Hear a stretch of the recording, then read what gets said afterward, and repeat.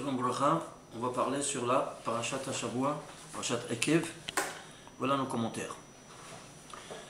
C'est écrit Vaya Ekev Tishme'un. Est-ce que vous savez ce que ça veut dire Vaya Ekev Tishme'un? Traduit littéralement.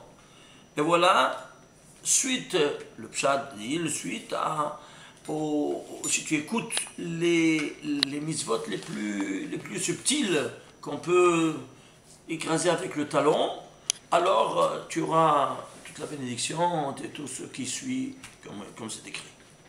Mais il y a une règle qui nous dit El Mikra Yotse Mide Pshuto. Il n'y a pas un pasuk, un verset, qui ne sort pas de son texte littéral. C'est-à-dire, traduisons, Ve'aya Ekev. Voilà, suite au talon, vous allez écouter le talon. C'est quoi ce Ekev? C'est le talon.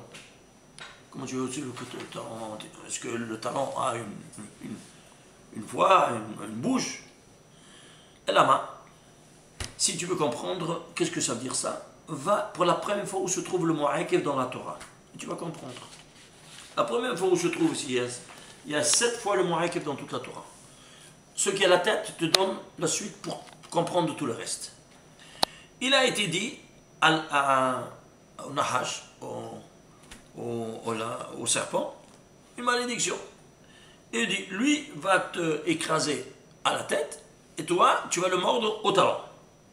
Vous, je fais une horloge, va te choper un Ekev. Et toi, tu vas l'écraser, tu vas le mordre, où ça? Au talon. Regarde. Pourquoi il ne le coupe pas au talon? Normalement, le talon, c'est un os, il n'y a même pas de la chair. Comment il sait très bien que c'est au mollet qu'il faut. Pourquoi le talon? On ne comprend pas. Alors écoutez-moi bien. Qui c'est le serpent? C'est la symbolique du mal. Si c'est la symbolique du mal, le mal, il va t'attaquer où?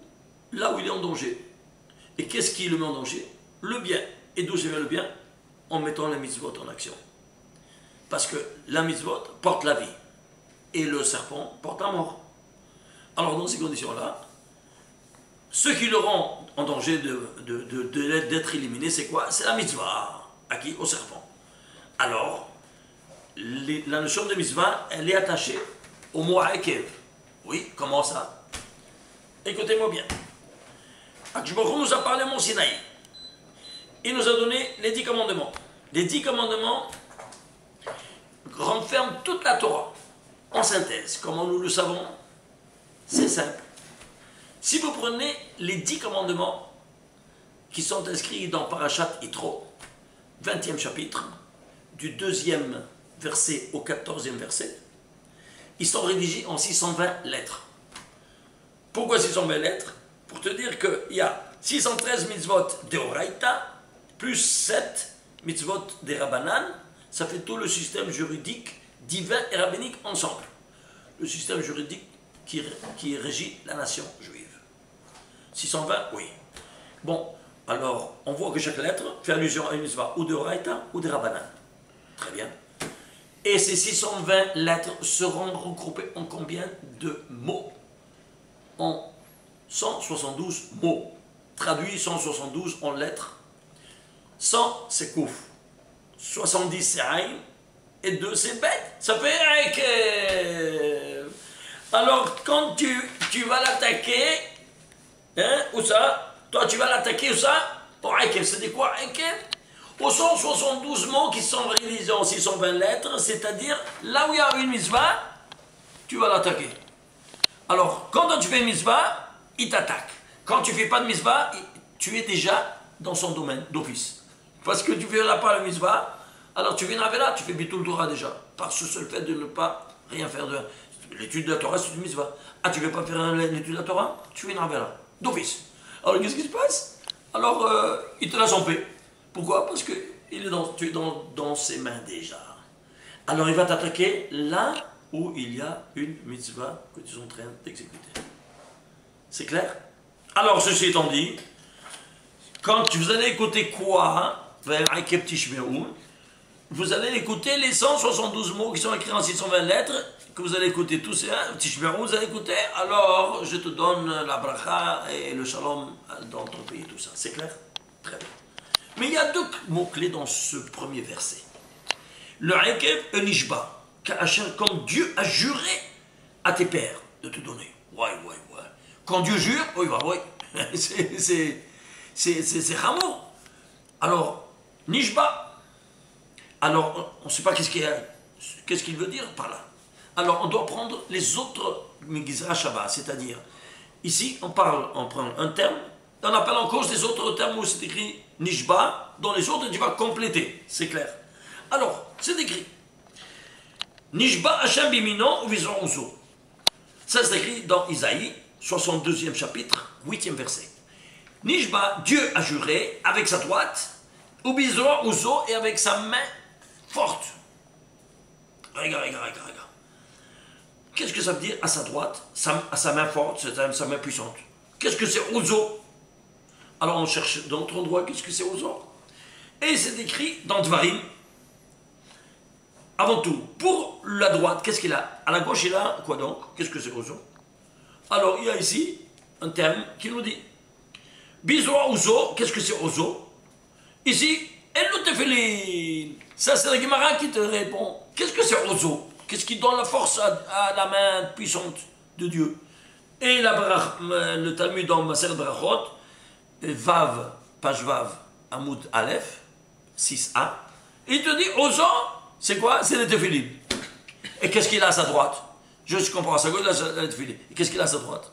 Alors il faut chercher à la droite, qu'est-ce qu'il a? Dans un autre terme, dans la Torah. Et dans l'autre terme de la Torah, il te dit Mimino et Shnatlamo. Dans Devarim, dans Deutéronome, 33e chapitre, 2e verset, à sa droite, une loi de feu pour eux. Alors c'est pour ça que quand on sort prendre le Sefer Torah, on le prend toujours à la droite. Parce que c'est dans la droite du Créateur. Alors ça c'est à droite, tu prends à la droite. Alors, ici à la droite, on a de ce verset-là, on sait qu'est-ce qu'il y a à la droite? On a la Torah. Et qu'est-ce qu'il y a à la gauche? Les Tefilin. Alors on a un Hekesh, c'est-à-dire un parallélisme. La Torah d'un côté, et il est le contrepoids. Qu'est-ce que le contrepoids à la gauche? Les Tefilin. On va comprendre maintenant un tas de choses. Regardez. Amrou, je rapporte ici un shoot de Tehillim Aleph, qui te dit Amrou Israël, ils ont dit, les enfants d'Israël, au Créateur. Ribono Shalom, maître du monde. Rotzimanu, la Torah, on veut étudier la Torah. Yom Velaila, jour et nuit. Aval, elle a nous plein. On n'est pas libre, on doit travailler, on doit parler ça, parler de ça. Comment on veut? Dieu a dit, il a répondu Kiyomu mitzvot tefillin, vous allez mettre les tefillin, observer la mitzvah de tefillin.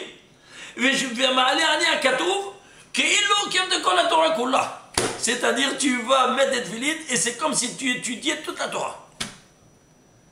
Tu te rends compte? Quelle est la source?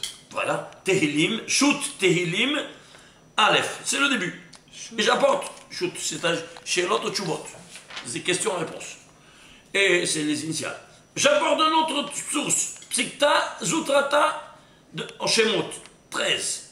Et tu dis, Kol amenia tefillin keilo koreba Torah. Celui qui met le tefillin, c'est comme s'il étudiait la Torah. Ah, ça c'est extraordinaire. Hein? Alors, ici donc, on a le mot Nishba nous amène ici que Mishba Sheminon Mishon Ouzo. On a ici les tefillin. Alors ici, il doit y avoir ces deux causes, cette notion du tefillin.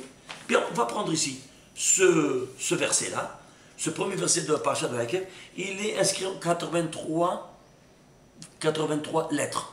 Pourquoi 83? C'est Gematria Ouzo. Ishtabach chez nous. Vous voyez ça? C'est Gematria Ouzo. Alors tu appelles en cause quoi donc?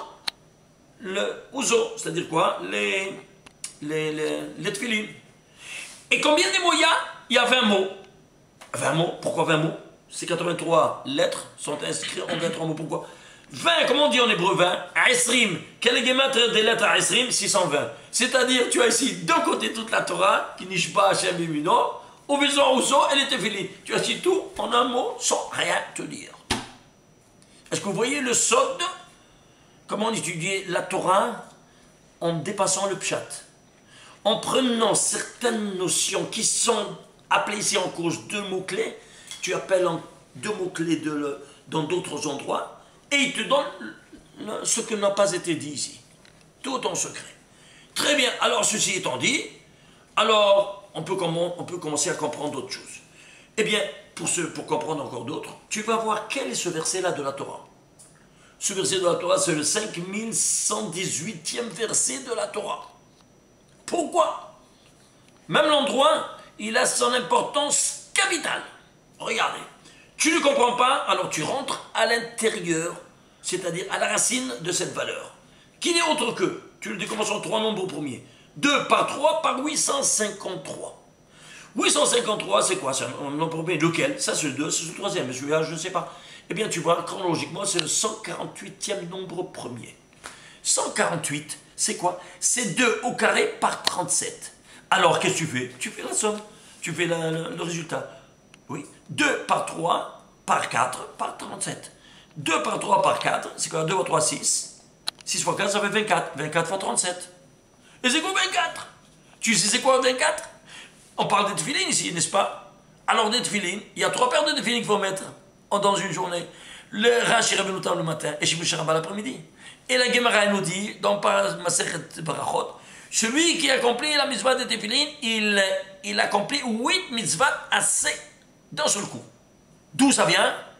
Il dira Rav Sheshet, parce qu'il y a 4 fois que c'est écrit dans la Torah, ou que tu vas les lier la main, 4 fois.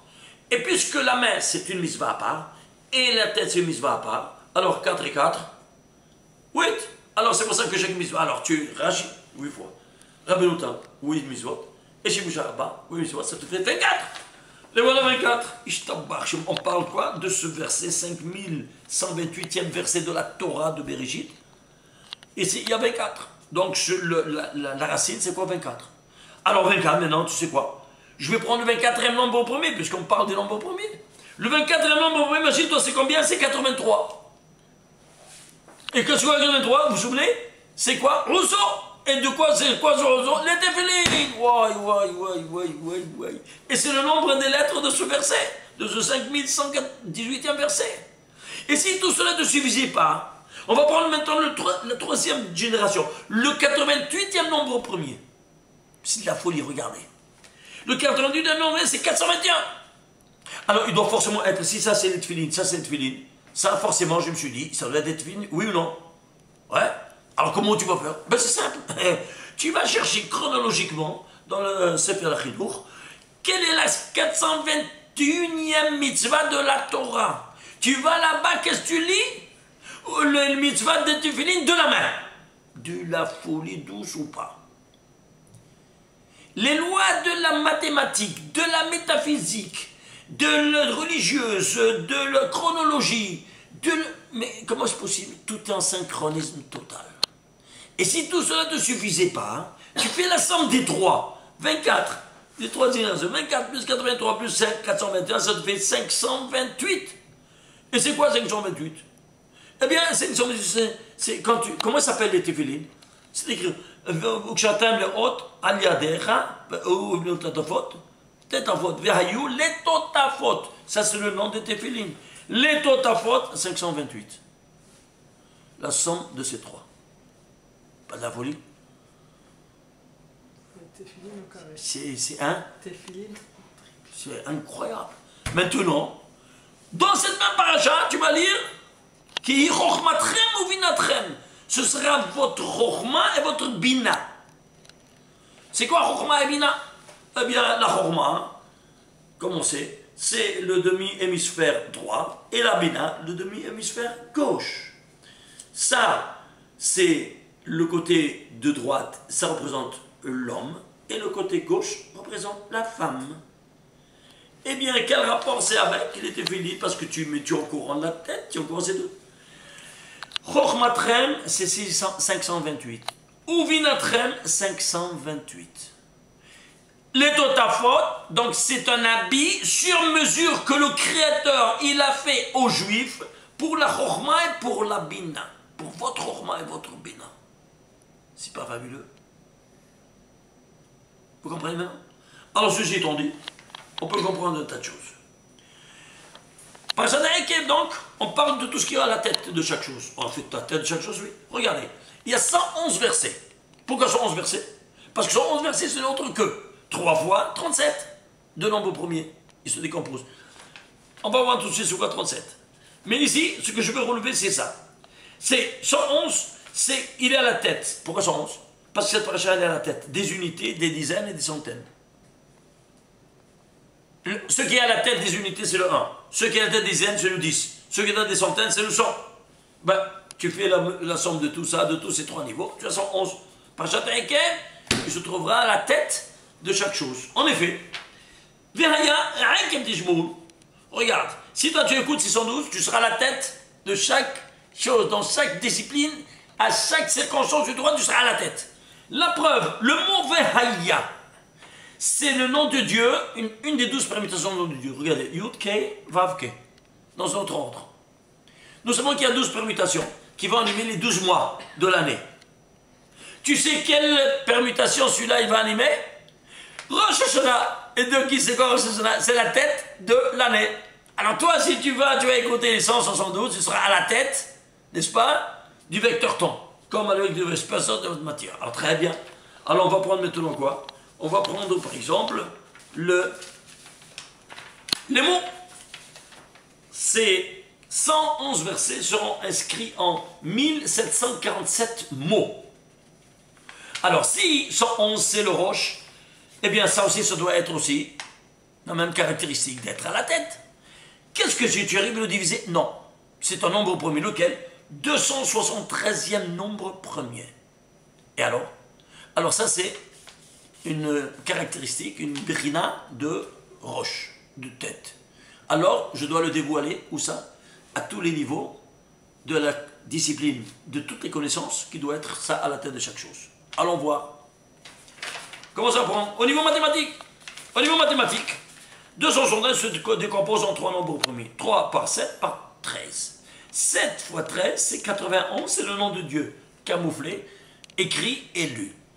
À 3 reprises. Pourquoi à 3 reprises? Quand tu fais une action à 3 reprises, que tu fais une chazaka, une acquisition de facto et des euros. Eh bien, ici, cette valeur, par ces mots-là, tu es à la tête avec ton créateur. Tout comme le créateur, il est à la tête de tout l'univers, eh bien, toi aussi, tu seras avec lui. Ça, c'est au niveau mathématique, qu'on nous dit. Voyons un peu au niveau, maintenant, physique. Au niveau physique, le départ de toutes les températures, la plus basse, laquelle est-elle? Moins 273 Celsius. Il n'y a pas moins que ça. C'est le point de zéro. Zéro, le zéro, c'est le confin entre l'état liquide et l'état solide. Mais l'état solide, 100, c'est vapeur. 0, c'est jusqu'à 0, de 100 à 0, c'est liquide. Et de 0 à jusqu'à combien c'est le solide? Eh bien, il n'y a pas 7000, 2000, il n'y a pas comme les chaleurs. Il y a le minimum, c'est quoi? Moins 273. Incroyable ou pas? Ça, c'est au niveau physique. Pourquoi? Parce que c'est la tête, c'est le point de départ. Quand tu as la tête, tu as le départ de chaque chose. Qui est le départ de chaque chose? Comme le créateur. Alors, ça, c'est indice de quoi? De point de départ. Très bien. Il n'y a pas moins que ça. Très bien. Maintenant, allons voir au niveau temps, espace et matière. C'est quoi temps, espace et matière? Toi, avant de naître, tu es conçu et tu vas grandir dans un espace. Une matière qui va arriver jusqu'à 3,5 kg avant de sortir bavir. Alors, le fœtus, c'est la matière. 3,5 kg. Il va grandir dans le ventre, que c'est l'espace. Maintenant, l'espace temporel, en combien de temps? Viens, la Gemara nous dit, il n'y a pas une femme qui conçoit et accouche que à 271 jours. Mais il peut arriver jusqu'à 273, c'est le deadline. Après 273 maximum, elle doit accoucher. Incroyable. Pourquoi? Parce que tu dis, il y a 72 heures que le sperme il peut rester vivant jusqu'à ce qu'il arrive à l'ovulation. Alors, ils ont calculé ça, ils ont dit 273 deadline. Incroyable ou pas? Ça, c'est au niveau temps, espace et matière. Maintenant, au niveau microtemporel. Au niveau microtemporel, l'unité qui compose tout le temps, c'est quoi? Regardez. Attends, ou bien en français, on dit attends. Mais en hébreu, comment on dit? Rega. Combien ça vaut rega? 273. Un instant, regarde. 273. Tu piges? Comment en avançant? On va prendre maintenant quoi? Le niveau astrophysique. Le niveau astrophysique, notre système solaire, c'est l'unique qui contient la vie dans tout l'univers. Il n'y a pas d'autre vie. Vous pouvez faire toutes les recherches, tous les milliards que vous voulez balancer pour aller chercher. Regarde, j'ai entendu moi de mes propres oreilles le professeur Enrico Fermi, prix Nobel de l'astrophysique à son temps. Eh bien, quand ils sont arrivés à la Lune, il a dit, j'ai entendu il y a 50 ans de ça, il a demandé au professeur Enrico Fermi, est-ce que vous pouvez dire s'il y a une autre forme de vie quelconque dans une autre planète lointaine, une galaxie des milliards d'années? Je l'exclus de la manière la plus ferme. Pourquoi? Pour que la vie puisse subsister, il faut des conditions qui se calculent à 10 en puissance 20 000. Tu sais ce que c'est ça, 10 en puissance 20 000? C'est même pas un chiffre astronomique. Alors, s'il vous plaît, enlevez face de votre tête. Alors, regardez, on va prendre notre système. Ça, c'est le Soleil qui s'appelle Hama. Ça, c'est Jupiter, le plus grand des deux plus grandes planètes. Le Soleil et le Jupiter. Et Jupiter, ça s'appelle Tzedek, et ça s'appelle Hama. Combien c'est Hama? 53. Combien c'est Tzedek? 194. Si tu fais 53 divisé par 194, c'est 0,273. Incroyable. Alors, on voit la Lune avec la Terre. La Lune avec la Terre. On va prendre l'équateur. Ok, l'équateur, c'est quoi? Ben voilà. L'équateur de la Terre. Et l'équateur de la Lune, celui-ci, il vaut, on a 40 000 km. C'est l'équateur de la Terre. Et l'équateur de la Lune, 10 920. Tu fais 10 920 divisé par 40 000, ça te fait 0,273. C'est quoi ça? C'est juste du hasard encore une fois? Comment est-ce possible? Dites-moi vous. Matière de réflexion ou pas? Très bien. On avance. Je ne peux pas rentrer ici dans les détails, c'est quelque chose de spectaculaire, ça continue. Mais je donne à peine quelques enseignes. Je vais vous donner quelques petits autres paramètres qu'on met en fonction à travers la Lune. Qu'est-ce que représente la Lune? C'est la Malchoute. Au niveau métaphysique, la royauté, la 10e séphira, quel est le reflet des 9 autres, elle s'appelle la Malchoute.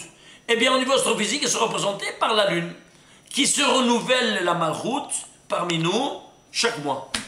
Ok? Alors, très bien. Alors, si c'est ainsi, la Malchoute, elle nous a parlé. Où elle nous a parlé? Elle nous a parlé à Shavuot. N'est-ce pas? À tout le peuple. Alors, Matan Torah, la Malchoute nous a donné Matan Torah, à Yetziat Mitzrayim. On est sorti de la terre d'Égypte. Combien de jours on est pour arriver jusqu'à Matan Torah? 50 jours. Alors, la Malchoute, c'est le 50e jour. Oui, non? Alors, imaginez-vous ça. Si on prend le volume de la Terre par rapport au volume de la Lune, c'est 1/50e. Pourquoi? Parce que Shavuot, il nous a parlé au 50e jour. Alors, 1/50e, la Malchoute. La masse, maintenant. La masse, c'est quoi? Si on prend la masse de la Lune et la masse de la Terre, eh bien, on va diviser. Ça fait 1/81e. Pourquoi? Il nous a parlé. Quel est le premier mot qui nous a parlé? On dit commandement. Anochi. Si tu fais Gematria, Anochi, c'est 81. Alors lui, c'est 1/81e, la Malchoute, c'est-à-dire la Lune. La masse, 1/81e de la masse de la Terre. Autre donnée. Quoi donc? D'où ça vient, toutes ces lumières, d'où ça vient? Nous dit David Ameller, Kulam bechorma asita. C'est par la séphira de la chorma. La Keter, c'est trop élevé. Elle va donner à la chorma, ça s'appelle le papa. Et la bina, c'est la maman. À la chorma, sans problème que ce soit, donc on va tout vient venir par la chorma. Combien c'est chorma? 73. Alors la lune, elle est un reflet de cette lumière, du soleil, n'est-ce pas? Et cette lumière-là, c'est quoi? C'est la chorma. Ah, combien elle va refléter? Imaginez-vous ça, 73 par 1000. C'est-à-dire ce que tu reçois à la lumière de la lune n'est autre que 7,3% de la lumière du soleil. C'est-à-dire 7,3, c'est combien? 73 par 1000. Et pourquoi j'en donnais? Personne ne sait. Viens en étude à Yeshiva, tu vas comprendre le pourquoi. Et pourquoi s'entraide. Tous les scientifiques, ça va pourquoi. Tous ces données, ça va pourquoi. Et parce que elles doivent correspondre à quoi? À tout ce discours métaphysique que le soir nous enseigne. Et il nous dévoile, parce que c'est tout un dévoilement, comme vous voyez. Autre donnée, la révolution de la Lune autour de son axe, au niveau interstellaire, il se calcule en 27,3 jours. Ça, par rapport à nous, c'est 9,53. Mais chez nous, 27, et c'est à l'externe, 27,3. C'est quoi? C'est la base 273 à nouveau. Alors, comme vous voyez ici, ces données-là continuent. On va prendre maintenant, vous savez quoi? On va prendre par exemple, maintenant, le niveau métaphysique. Le niveau métaphysique, on a 4 lettres du nom de Dieu. Pourquoi? Parce qu'ils correspondent aux 4 mondes métaphysiques de provenance. Atzilut, Beria et Yetzira, Asiya. C'est pour ça que Atzilut est animé par le Yod, la Bria par le Hei, la Yetzira par le Vav, et la Hei final par la Asiya. Et c'est pour ça que tu l'écris comme ça, mais tu le lis comme ça, à Monaï. Alors, les voilà, Atzilut, Beria, Asiya.